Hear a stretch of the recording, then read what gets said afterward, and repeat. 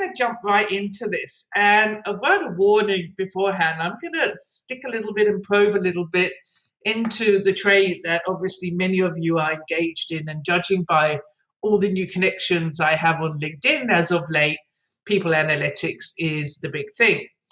Now, as you can see here on the title, are we recommodifying workers? Now, in 1944, the ILO, the International Labour Organization, in the Declaration of Philadelphia, signed an agreement between governments, employers, and the workers that labor is not a commodity.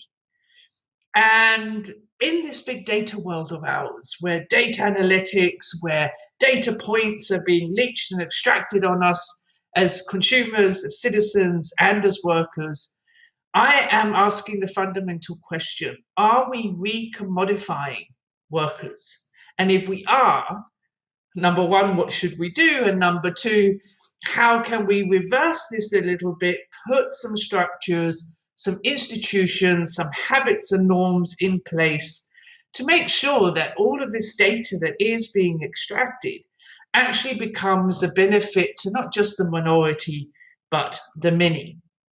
So I'm going to be talking a little bit about what I see can be problematic, why it is like that, and then ending up with the solutions.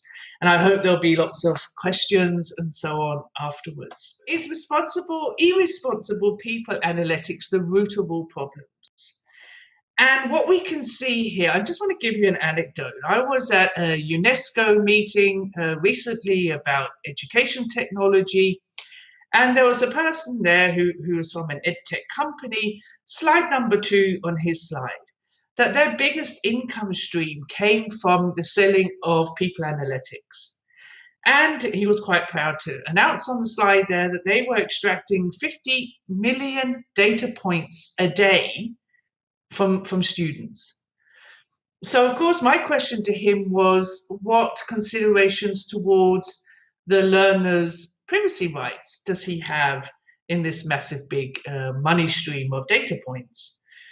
And his answer was, oh, no, the data is anonymized. And then I said, well, sorry, I think everybody in this room realizes that anonymized data very quickly can be de-anonymized. So what considerations did his company have to the privacy rights of the students? And he just looked at me and then looked at the moderator and said, next.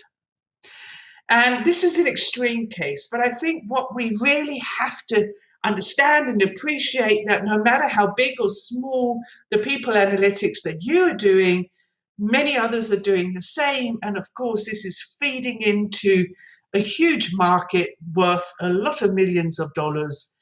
And I personally echo the call from Shoshana Zuboff, the author of the amazing book In the Age of Surveillance Capitalism, that we actually should ban the markets in human futures. The probability, the probability analysis, all of this is actually having an enormous influence, not just on our career, on our work here and now, but the life opportunities that are offered to us. It's not just about everyone else. This is just as much about you. You who are doing these people analytics, you who are also feeding into profiles about yourself. Now, does it turn out that you're less productive, more productive? Are women more productive than men early in the mornings, late in the evenings? Do particular people from a certain postcode with a particular education, are they less effective after 12 o'clock midday? This is not just about us as individuals. It's about everybody similar to us. It's about also those who are very dissimilar to us. And, I don't want to end up in a situation where somebody's looking for a job and they go online and job advertisements are a priori hidden from them because an algorithm has deemed that they are not suitable for this job. In doing so, we're taking away the opportunity for people to form and shape their lives as best they can, to take that extra reach beyond what maybe seem sensible, but can lead them into a new life and career opportunity. So I usually say, instead of saying it's not just about everyone else, I usually say it's not just about you. A lot of people see data protection, data privacy as something about themselves personally. But I think, especially you guys who are working in this field, you have an enormous obligation to spread the awareness of what does all of this data profiling mean? How am I, the choices I take, the opportunities affording to me, how do they affect not just people around me in the current day, but for generations to come? Now, when I talk to ordinary people about this, a lot of them, they are like, oh, this is all Black Mirror, this is very science fiction-y. But this is where I think events like this that bring me to you, you to me, where we can discuss these things are extremely important. Now, one of the things that is so different today from the monitoring, the surveillance that has taken place ever since capitalism was born and probably before, is we can't really escape it. That it's everywhere. It's from when we walk down the street with the CCTV to we use our credit cards to our mobile phones. We are constantly creating data. For the ordinary public, for 99% of our colleagues and friends and family out there, they don't realize this. It's also providing instant feedback, where before the foreman and the entry to the factory wrote down on a piece of paper when Mr. Smith and Mrs. Frank came to work, now is an instant feedback which can be used to very quickly make judgments on a worker's productivity, efficiency, work performance, and so on. The thing is, we don't always know. Now, in the union movement, where I've worked for many years, every single time I was out there talking to unions and workers, and I asked them, do you know what algorithmic systems are in place in your company? The vast majority, 90%, would say no.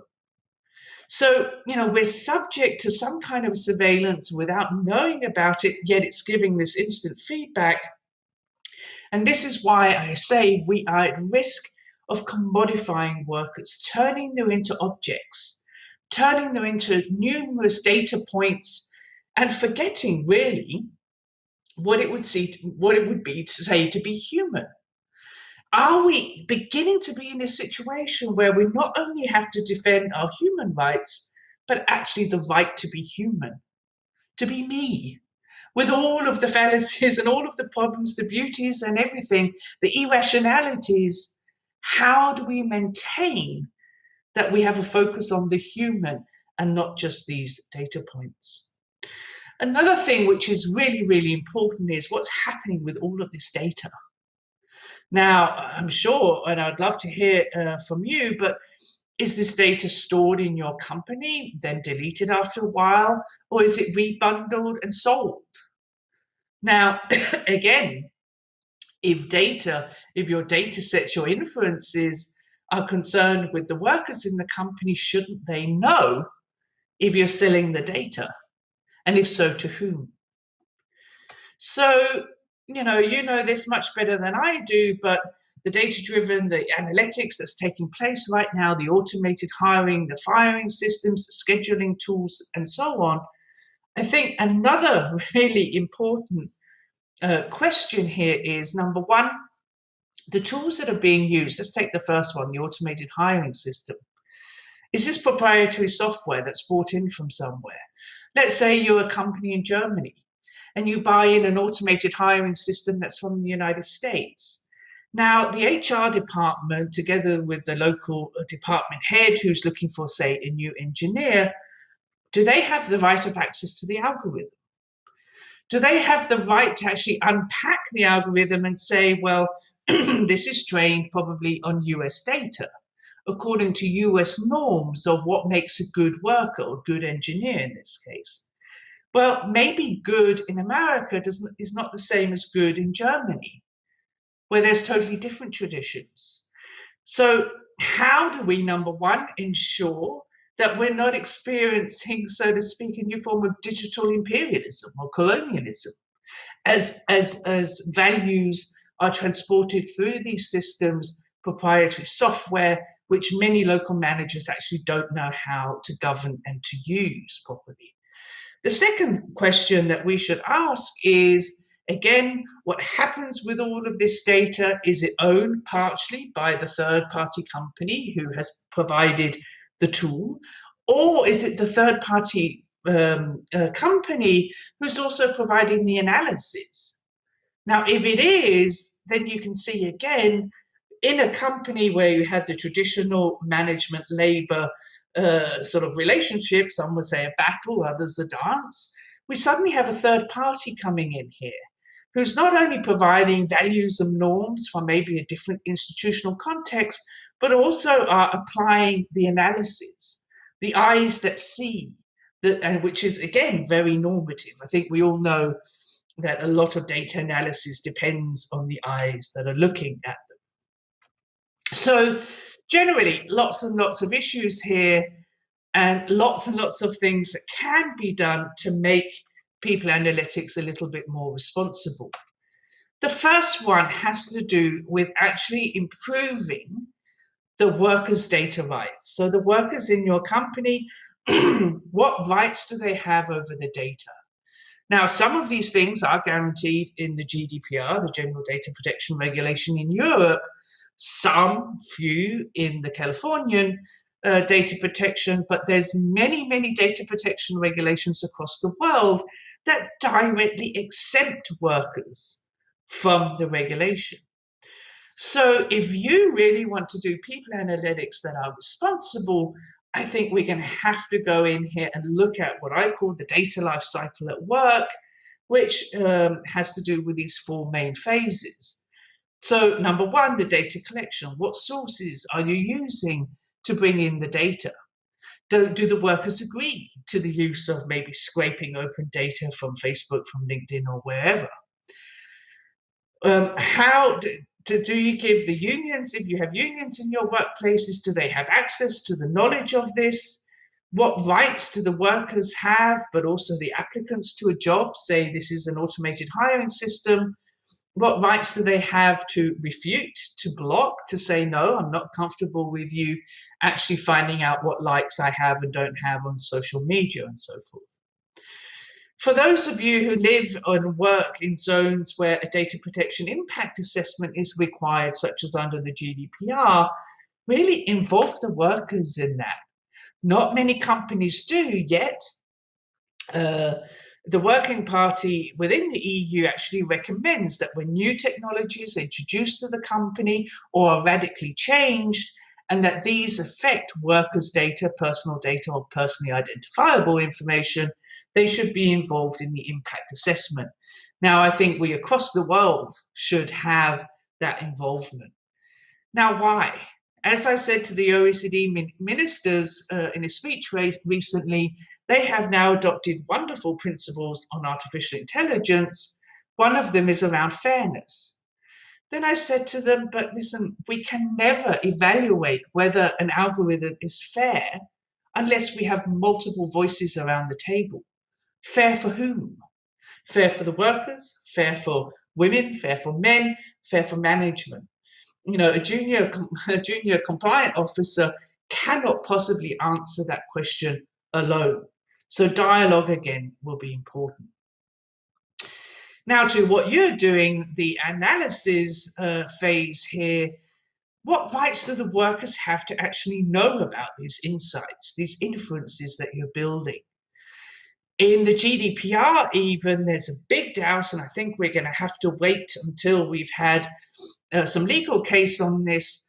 But what rights do the workers have to the inferences being made? Some say within the Commission that they have a right to know about the inferences if they are directly relatable back to themselves as a person. Others say that actually we don't have any rights over these inferences. But it's precisely the inferences which are becoming this driving force of the commodification of workers. If I have been deemed to be an uninvestable worker for whatever reason, this is an inference which will form and shape my life chances, the possibilities of getting a loan in the bank or changing jobs and finding a career.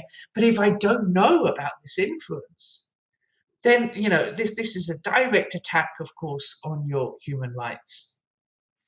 The data storage. I don't know if any of you actually think about where is the data stored. Everybody thinks the cloud is some sort of thing that's above all of us, but no, it's of course stored on a server somewhere in some country. This is important because there's now a big push across the world to change data protection regulation. So it is the country that hosts the server on which the data is stored. It is that country's legislation which can decide who has access for what purposes and so forth. So, even for those of you who follow the GDPR US Privacy Shield, which has just been deemed unfit for purpose by the European Court of Justice, there's been other ways, contract law and so on, to make sure the data can go to servers in the United States. Well, of course, there's a reason for that. And that is that there's far more lax rules on who can access the data and for what purposes. Now, the last phase of what you guys are doing very much is what happens to the data when your analysis has been made? Does it get sold? Rebundled maybe, but sold and sold to third parties? Well, any responsible action around people analytics would allow the workers for whose data is part of these data sets to actually say, no, we do not agree for you to sell this data for that and that purpose to that and that organization. This is a real question, again, to stop the commodification of workers, that this is included. So the data lifecycle at work, big encouragement here from my side that this is something that's negotiated with the workers for whom you are doing all of these analytics. Now, another big thing, and we know this from Snapchat a little bit, is how can we also decommodify data? A lot of people say data is the new oil and all of this, but then we really do buy into the fact that it's okay to extract all of this data in the first place, commodify it, sell it, and so on. Maybe we should see data more as plastic. The more we use, the more we pollute. How can we see data in a human rights perspective and even say, it should be ephemeral? When it has been used, it gets deleted, it gets dissolved. And this whole idea of seeing it as something which is intrinsically linked to human rights, and therefore to protect the human rights of people, we should make sure that this data, these inferences, do not persist forever and ever in this, this universe of ours where once out there, it always exists. So this again is a big question. Can we take the principle of data minimalization, take it one step further and say data should be ephemeral? Now, the last thing I want to cover here before we sort of enter into some Q&A, hopefully, is around the algorithmic systems at work. Now, numerous, over 180 AI principles have been formed across the world, and I have been party to several of them, amongst others the OECD's, which has later been adopted by the G20 and 5 further countries in Latin America. Now, these principles are really good. Nobody really can disagree that AI, algorithmic systems, as I call it, they should be fair, transparent, that they should be accountable to their use, they should put the interests of people and planet very high, and so forth. But principles, are words of good intent. How do we take those principles and enforce them into more practice in the companies? And this model here, simplistic as it looks right now, but would be one way of actually doing this. And again, I stress that for any algorithmic system, which includes the data from workers, should be governed in cooperation with your workers. So let's just take an example again. This is a scheduling tool. This tool is designed to make sure that all of your salespeople out there in the field, that they have a proper routing system, that there is, fuel minimalization, so the routes are sensible, and so forth. Well, very good. So before you even put that system in place, sit down with the workers, talk about what is the intent of this system. What is the purpose of it? So the purpose is to either reduce the fuel usage on our routes or make sure that workers don't have to travel really, really far before they get to their first customer or client. What data is being inputted to this system? What are the sources of this data? is if there's a GPS tracking on the car, and the car is something that the salesperson can use inside and outside of work. How do we ensure that unnecessary data is not collected when the person uses it outside of working hours? Are there risks here, collective risks to, say, a group of women salespeople or men, younger people, older people, as well as the individual risks? So we do what I call an ex-ante risk and impact assessment of using this tool. Where could the tool maybe be reading things wrongly or disproportionately or appropriately to our context? Okay, so this gets done, it gets logged. You write this down, this is our expectations, we run the system, and then really important under point 3 here is to do the ex post analysis.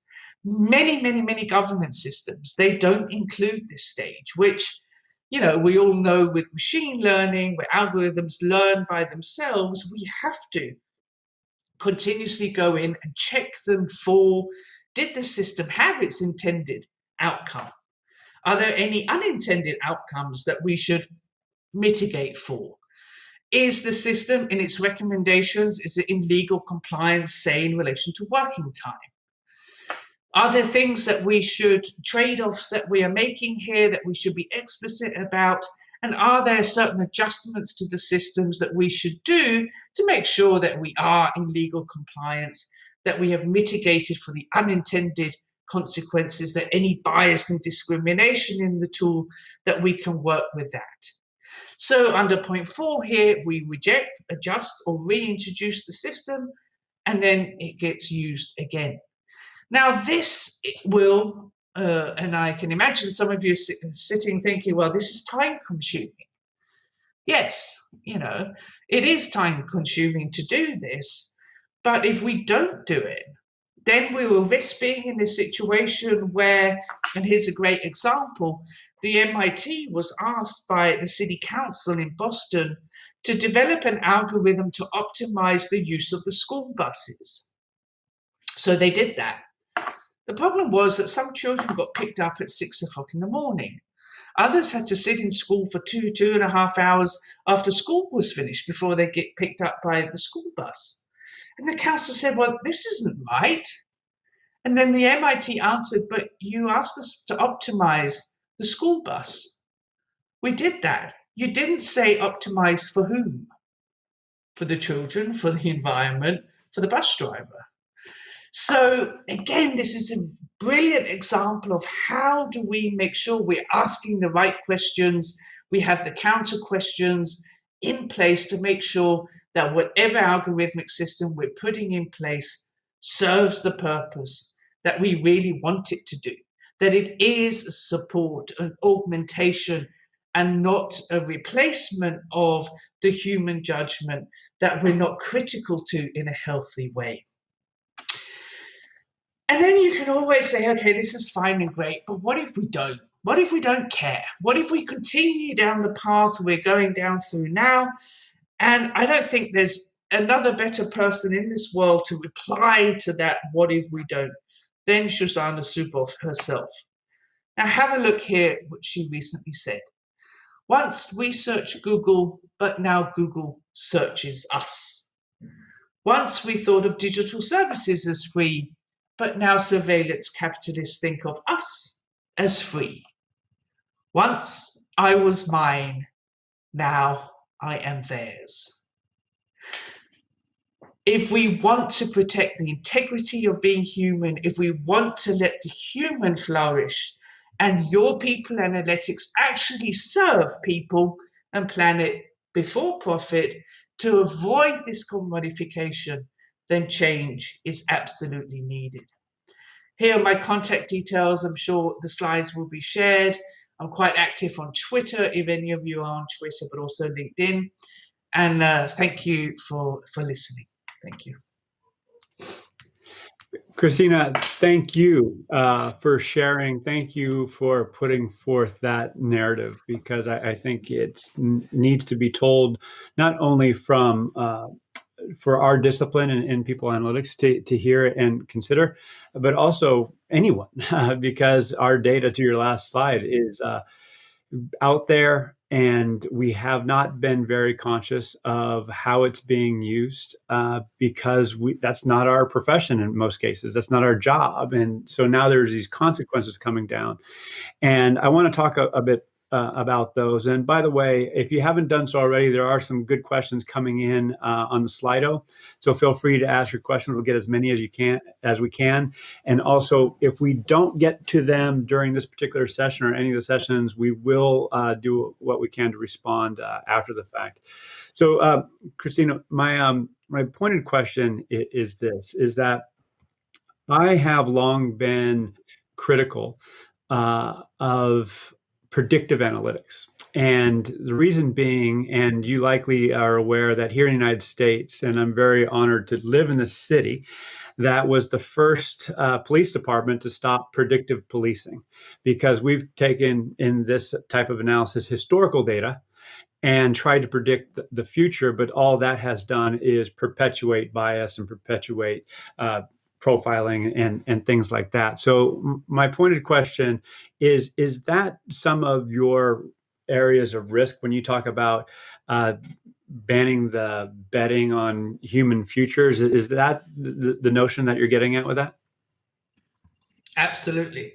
Absolutely. I mean, anytime we try to predict human behavior through an algorithmic system, which is supposed to be done very, very quickly, the likelihood of somebody reoffending or the likelihood of somebody not being able to pay back their bank loan and so forth.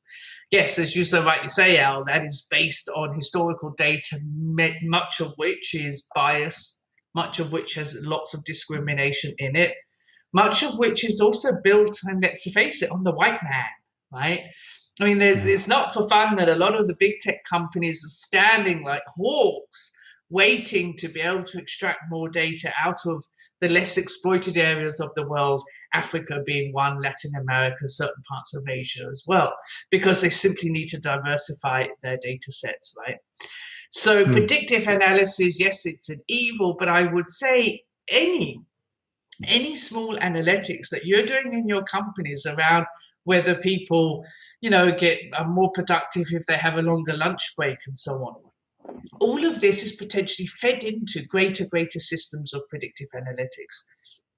So we've got to be very careful and very conscious of this data lifecycle at work.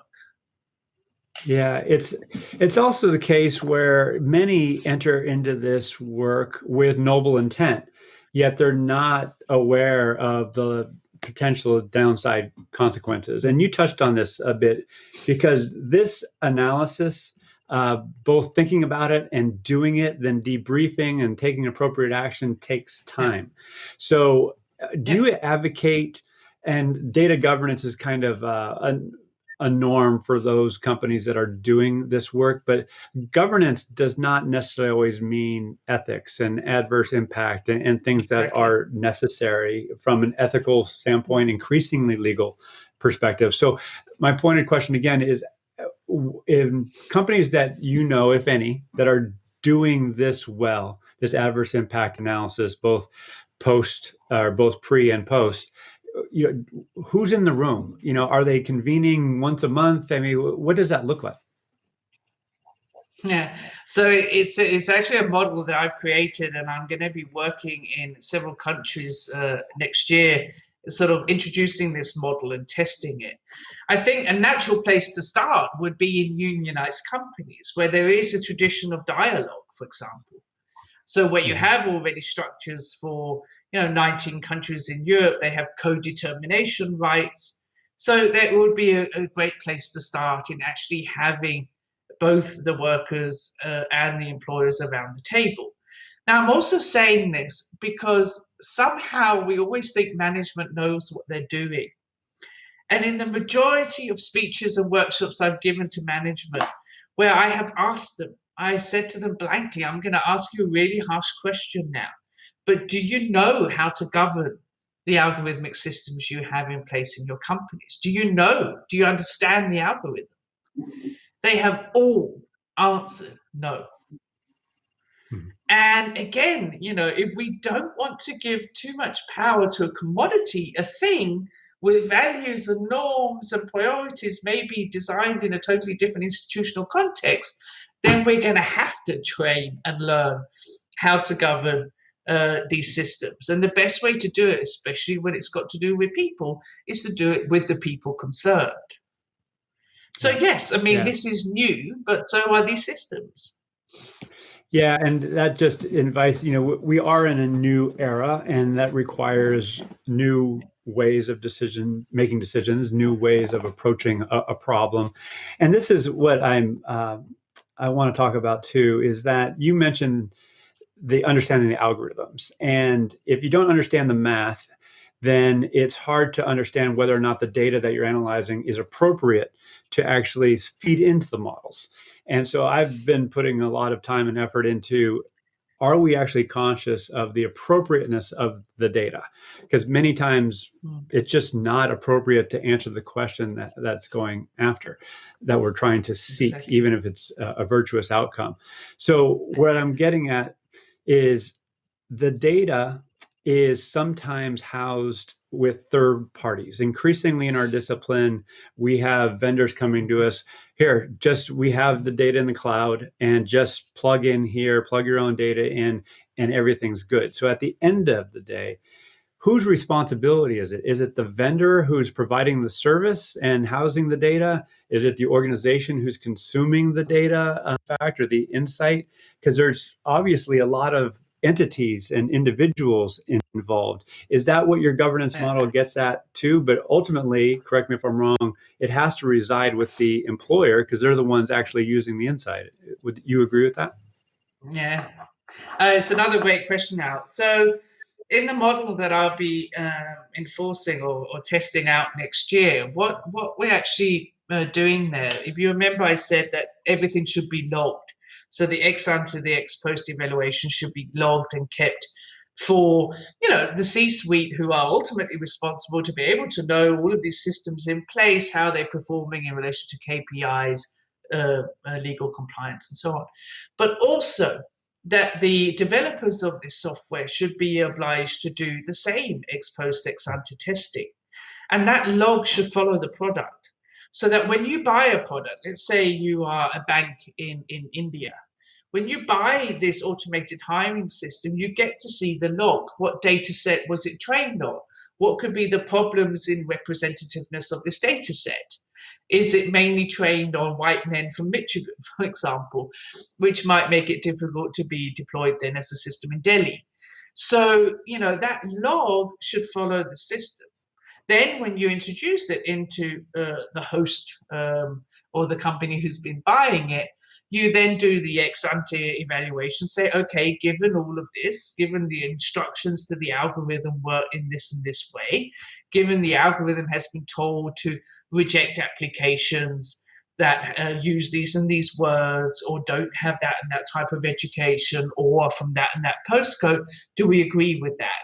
Is this in line with our values? And so on. So in that way, that's how I understand, when I say we should understand the algorithm, it's really we should understand the instructions to the algorithm to make sure that they are appropriate to our context and defensible in relation to our company's values and norms. And Yeah. likewise, then, if you then, as a company in Delhi, sell this onwards to another company, that you should be obliged to transfer your log to them. Right. It's so what we've touched on is how an organization might put together a group to actually think this through. A question just came in, and I'll read it verbatim. How do we let people know about the risks of mass data and the need for governance without freaking out employees from sharing data for good? Again, there's the selling point could be good, there's benefit to the individual potentially, but how do we just not freak them out so they never want to share data again? So people being people in general or people in the company, so the employees in the company. I think the context is in companies. So in companies, well, you have there the sort of the skewed balance of power between management and labor, right? Management has the right to lead. Of Mhm. course, a lot of this has to do with trust. And the more transparent the system is, the more I would trust you that it's okay that you are monitoring when I clock into work and when I leave again. Or as many companies, before COVID, were putting sensors in every room and under every desk so they could check how the office space was being used, right? Now, of course, a lot of suspicions around that was, well, are they trying to check how often I leave my desk, right? So if there's not a transparency around the purpose of the tool, where the data, again, how is it going to be used, for what purpose, will the data be sold to third party, if so to whom, where is it stored, and so on. If there's a transparency around that, then you will create the trust that this is a tool that is here for not only for the good of the company, but also for us as workers, right? Mm. So transparency, communication, it's not that difficult, but it's Yeah. essential. And it's essential. And yeah, it's tough insofar as it's so complex, and to educate yourself on this takes work, and everyone's so busy, to your earlier point. And so where I get both hopeful and kind of frankly a little daunting is when we talk about the role of government in guiding policy, and laws that put boundaries on how data is going to be used. That takes the individual people analytics leader, CHRO, whomever within an organization. They need to stay on top of it and potentially even influence some of this legislation by being part of a group that is influencing at that level. So my question is around the legislation that you're aware of, or that's forthcoming, or that you hope to see, that's going to help organizations, set some boundaries. Because right now, the boundaries are ill-defined. Obviously, GDPR was a step forward. There's legislation on the books here in California, even at the federal level, which look good, Data Transparency and Privacy Act, I believe. So, what are your thoughts there about the role of government in helping us get to a better, safer place for people so they're not being taken advantage of? Well, I think, number one, we should ban the markets in human futures. Mm-hmm. Absolutely, that's step number one, legislation wise, and this should be done Mm-hmm. across the world. And this Mm-hmm. is where you can get less hopeful, right? With the current state of affairs in politics, we don't have very responsible, forward-looking politicians at the minute. But Right. this should be done. I think a second thing is these requirements to transparency. It's ridiculous. The pages and pages we have to read through of privacy policies, that people, companies, they think they can get away with putting an 89-page privacy policy that we're supposed to give our consent to. We should avoid that. So we should be able to be very clear as companies who either extract data from external sources or internally, to actually have a one page. What is the purpose of this tool? What data sources are we going to apply? Which ones are we not? Where are our red lines? How will we use this data? Where is it stored? And will it be offboarded? When will it be deleted? I'm sorry, but you could almost do this in a one pager with a click more for more information and contact to the data protection officer. Mm-hmm. It is very much about having, and it was funny in the panel just before our session, one of the last speakers there said to have a deliberate strategy around this, an intention. Mm-hmm. And if a company does put any form of people analytics in place or algorithmic system, they should also be very clear of the duties and obligations they have to respect human rights, number one, but be open around the intention and the why of this tool. Right. And so So, I am. legally, the transparency should be key.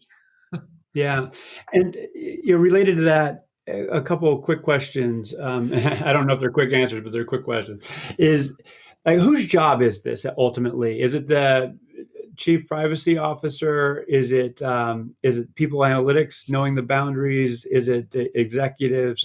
So whose responsibility is it ultimately? And the related question is, if I'm listening to you and I'm saying, God, Christina's right, and I need to improve. You mentioned your model, but if I want to be the high water mark in terms of data privacy and responsible use and transparency, what's my guide? Where do I go? Mm. Yeah, two great questions. So the first one on who's responsible. Well, ultimately in the company, it's the C-suite, right? It's them Mm-hmm. who have introduced and accepted that these models will be put in place and this company will do these and these things. Mm-hmm. But we all know that they don't have time to go into the nitty-gritty. So the nitty-gritty will be the multidisciplinary group who is not only doing the analytics but also, vetting the system, putting them in place. I think Yeah. if there's one thing we could learn from digitalization in general is that when nothing is for sure, everything is possible.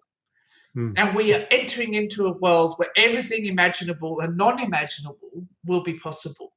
So we need to talk. We need to bring the multidisciplines together and discuss. Okay, we have this tool. What could be the intended, unintended consequences?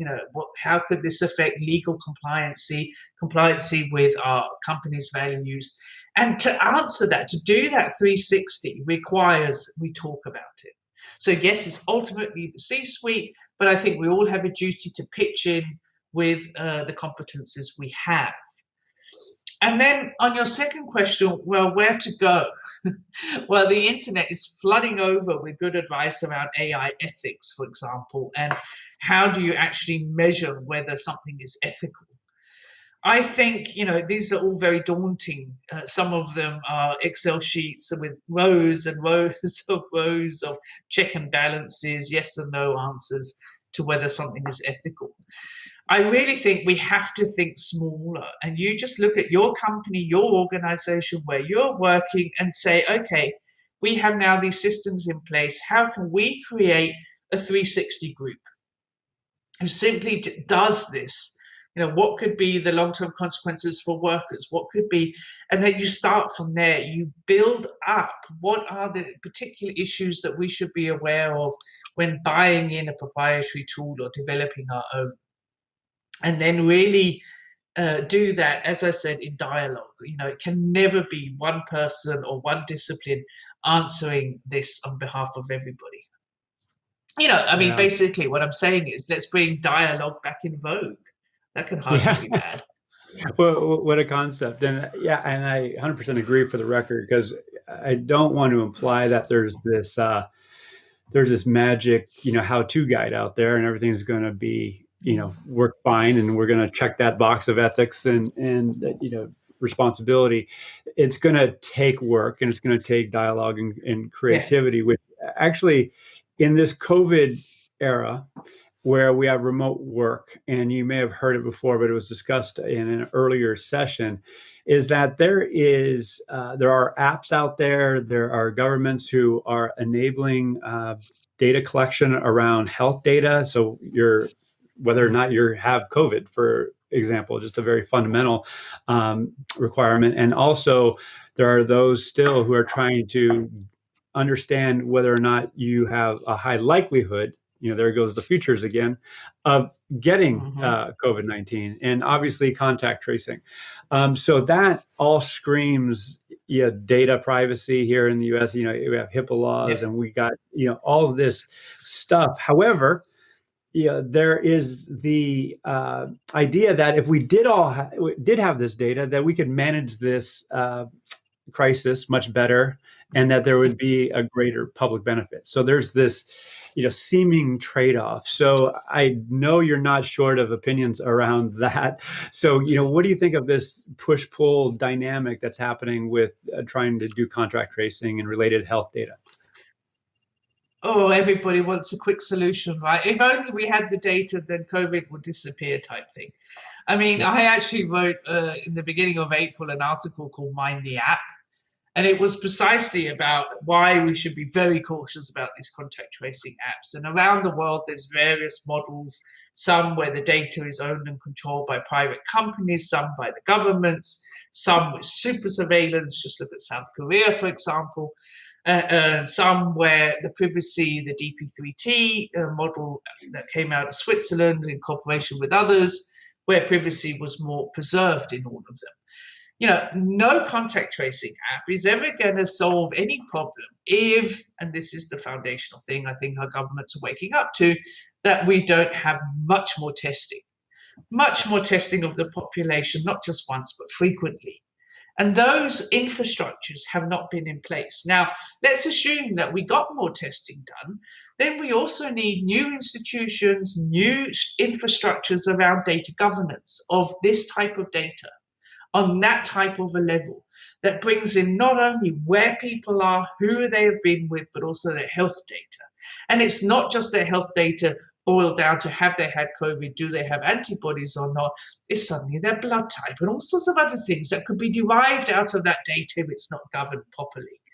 And none of our governments actually put those infrastructures in place, apart from in the countries that have a tradition of far more top-down allowance or the population's acceptance of that privacy somehow is less important. South Korea, for example. But, I hasten to say that it is, human beings are generally lazy. And this dream of just give me the data and everything will be okay is the biggest fallacy ever. Because if we don't have the infrastructure in place, if we don't have the governance mechanisms in place, this can seriously backfire. Yeah, I share your concern, and it actually leads into at least my final question, and then I'll ask you for some closing comments. It's the very kind of existential question around who owns the data, even in a language that you are using, and I hear from others, their data, talking about the worker data or whomever. Yet, as soon as it comes in, now it's the app's data. Now it's the company's data. It's who owns the data at the end of the day. And I assume I know the answer from your perspective, but do we need to take more ownership of our data?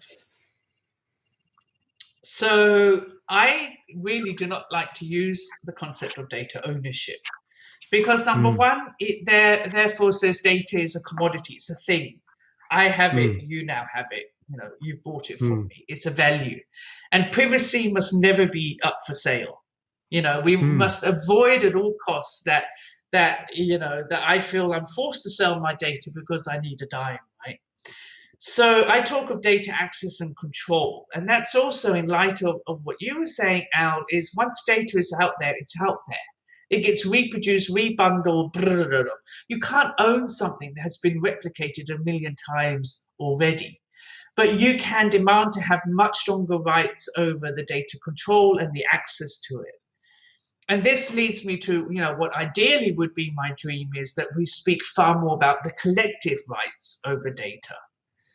At the moment, all data protection regulations are built on the individual rights.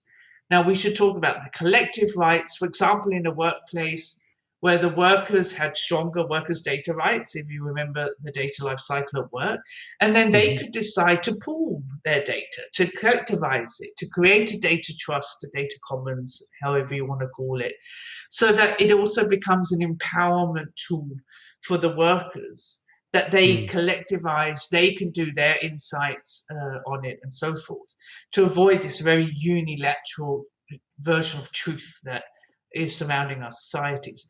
So not so much data ownership, but much improved data access and data control. So take it out from behind the curtain where that, all those algorithms are doing and people are doing their work, but out into the open, in effect. Is that right? Yeah, into the open, but still in respect for privacy rights. Right. I think all of you guys who are working on this, you should really sit down with your friends and your colleagues and say, should we really run this algorithm? Right. So we shouldn't just put data out there for it to be out there. We should first say, well, do we need this? Is this something with the risks and potentials involved? Is this a trade-off that we consciously will make? But for the workers, yes, they should have a right to be able to collectivize their data and create a workers' data collective, as I call them, or data trust. So it's not just this very one-sided story that's being told. Well, Christina, I truly appreciate you sharing your insights, your perspectives, your ideas. I My mean, pleasure. your voice is one that needs to be heard, and I've learned a lot in our time this morning or this afternoon in your case. So, any closing comments, and how can people learn more about you and the Why Not Lab?